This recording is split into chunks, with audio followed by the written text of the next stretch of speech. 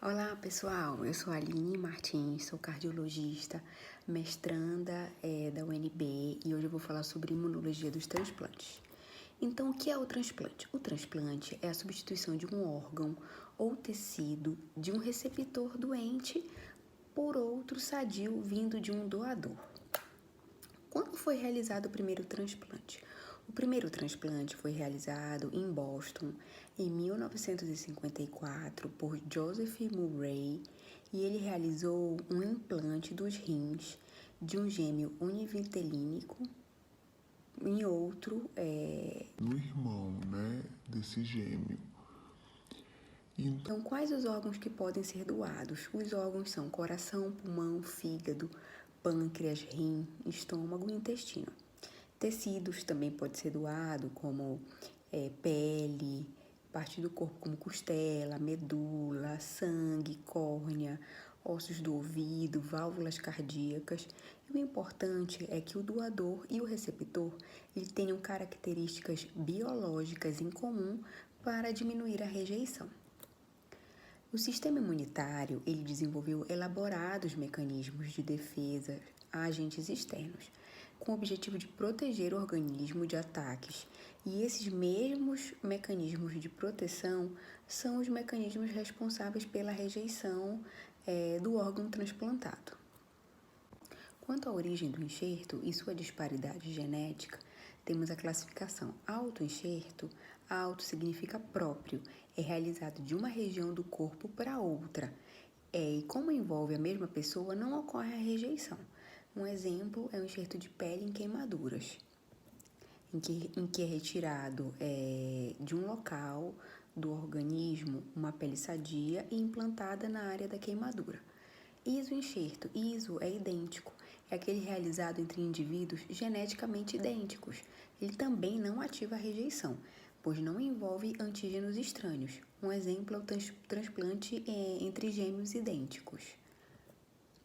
Aloenxerto. Alos é outro. É o transplante clínico mais comum.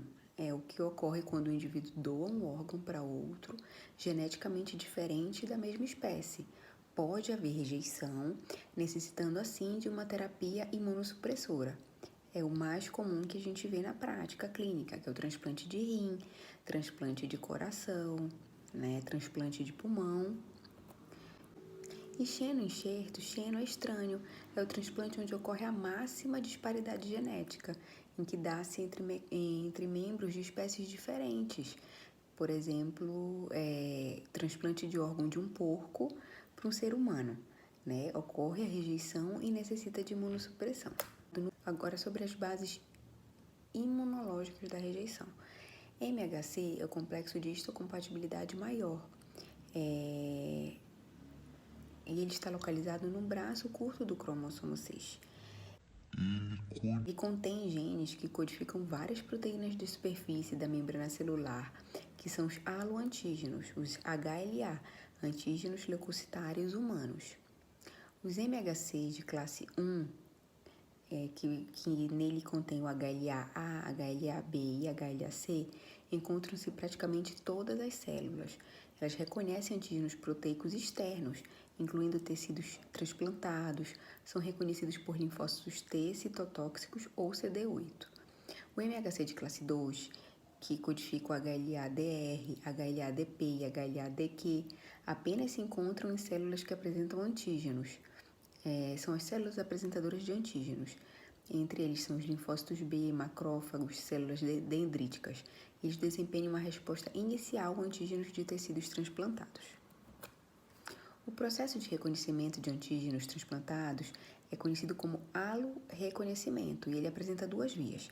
A via direta, em que receptores de linfócitos T do hospedeiro reconhecem antígenos nas células do órgão transplantado. E a via indireta requer célula apresentadora de antígeno, que são os APCs, que processa o antígeno e apresenta a célula TCD4. A apresentação ainda depende de um segundo sinal com moléculas acessórias, como o B7, moléculas de adesão celular ou ligando ao CD48. Uma vez feito o reconhecimento, ocorre uma cascata de eventos a nível celular com produção de citocinas. Essas citocinas ativam os linfócitos T, causando uma destruição do órgão transplantado.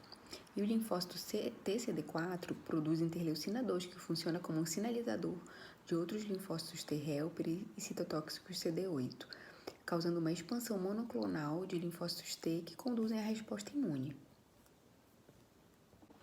Então, a rejeição ocorre quando os APCs captam e apresentam os antígenos às células TCD8 via MHC, e ocorre ativação e expansão das células CD8 e rejeição do tecido transplantado. Quanto aos tipos de rejeição, temos uma rejeição hiperaguda, é aquela que ocorre em minutos ou dias após o transplante, em que tem uma reação dos anticorpos IgG contra a classe 1 do HLA no órgão transplantado, e a função do órgão ela perde-se com a deposição de anticorpos, ativação de complemento e destruição vascular. E como prevenção, tem-se o cross-matching simples antes do transplante ser realizado, para ver a compatibilidade entre o doador e o receptor. A rejeição aguda ela é a mais comum, ocorre nos primeiros 6 meses após o transplante, é mediado por linfócitos T que sofrem expansão monoclonal. Ocorre a destruição dos tecidos, e as drogas imunossupressoras são muito eficazes na prevenção desse tipo de rejeição. Rejeição crônica. A função do enxerto vai se deteriorando lentamente. Pode ocorrer no período de 6 a 12 meses após a cirurgia. A etiologia não é clara, mas ocorre uma hipertrofia progressiva das artérias de pequeno e médio calibres que levam a fibrose intersticial, atrofia e falha no transplante. Um exemplo no transplante de coração é a doença arterial coronariana. No transplante renal, a fibrose intersticial progressiva, atrofia tubular e até isquemia glomerular. Agora, quanto à profilaxia da rejeição, tem-se a profilaxia primária, em que se faz uma tipagem tissular. Uma boa sobrevida do enxerto ela pode ser obtida quando o receptor e o hospedeiro compartilham antígenos de MHC classe 1 e 2. Para testar o grau de compatibilidade entre um hospedeiro e um doador, geralmente se usa essa tipagem tecidual sorológica e a técnica de PCR, reação de cadeia da polimerase, para o doador cadáver, e MLR, reação mista de linfócitos, para o doador vivo. E a profilaxia secundária ela é realizada basicamente por técnicas de imunossupressão. A imunossupressão ela pode ser de 2 tipos, inespecífica ou específica. A terapia imunossupressora inespecífica ela abranda ou elimina a atividade do sistema imune independente do antígeno, levando a uma maior suscetibilidade a infecções. Entre os agentes inespecíficos mais utilizados na prática são os esteroides, a ciclosporina e a azatioprina. A terapia imunossupressora específica ela age nos mecanismos de retroalimentação que controlam a magnitude e o tipo e a especificidade das reações imunológicas. Dentre eles temos a tolerância neonatal, que não funciona no homem, consiste na administração de uma fonte de antígenos a roedores antes das células T maduras serem exportadas para o timo. O favorecimento ativo consiste no tratamento com injeção de antígenos do doador no receptor antes do transplante. E o favorecimento passivo consiste na administração de anticorpos antidoador ao receptor do enxerto antes da operação. Agora, algumas perguntas que geralmente na prática clínica alguns pacientes têm dúvidas. Cada tipo de transplante exige pré-requisito de compatibilidade diferente? Sim.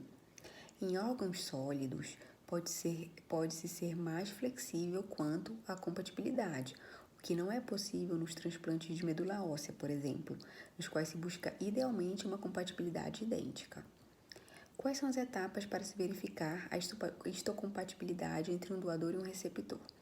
No que diz respeito à avaliação imunológica, existem basicamente 3 processos nos transplantados de órgãos sólidos. A primeira etapa é a tipagem do HLA, o antígeno leucocitário humano, que eu já falei. O HLA é fundamental na determinação da identidade biológica de cada indivíduo e tem um papel importante no sistema imunológico, pois ele identifica e impede que um corpo estranho entre ou se espalhe no organismo. No contexto dos transplantes, sabendo dessa identidade genética do doador, é possível buscar a maior semelhança genética com o possível receptor. Quanto maior a semelhança, melhor o prognóstico para o paciente e menor a chance de rejeição.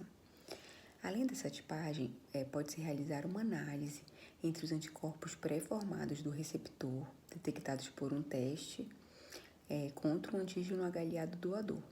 Chamamos de prova cruzada.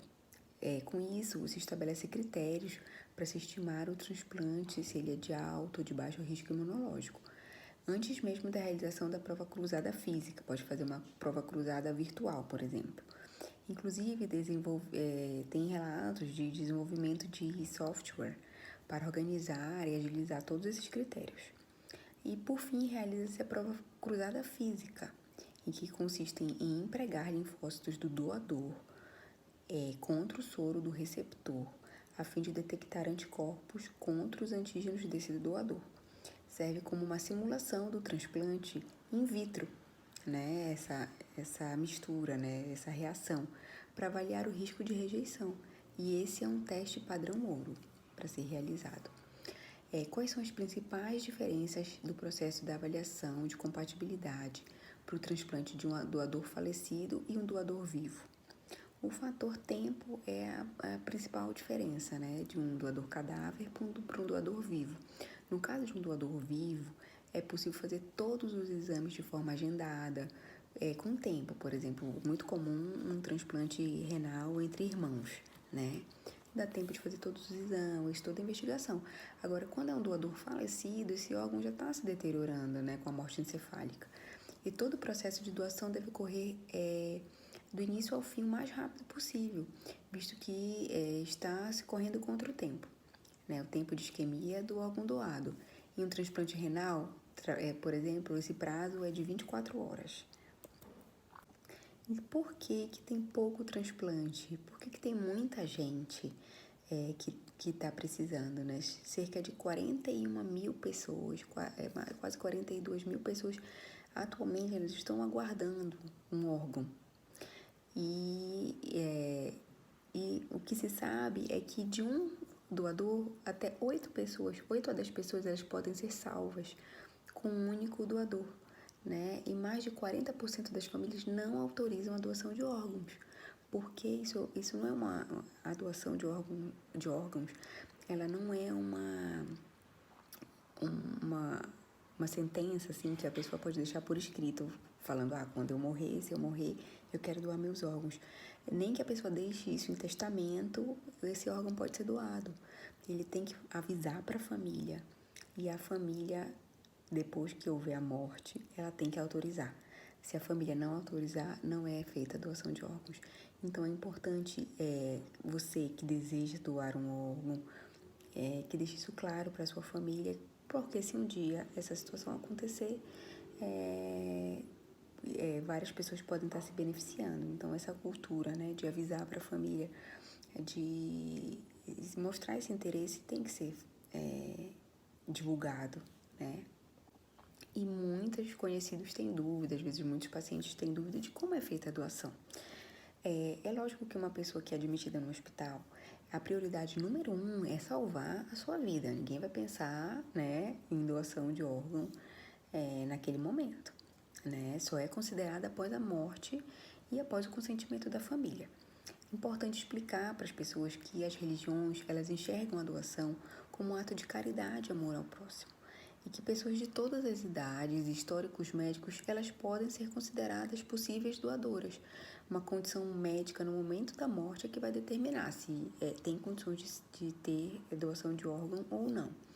E o diagnóstico de morte encefálica faz parte da legislação nacional de doação de órgãos e do Conselho Federal de Medicina. Então, 2 médicos diferentes, em momentos diferentes, examinam o paciente e fazem um diagnóstico clínico de morte encefálica.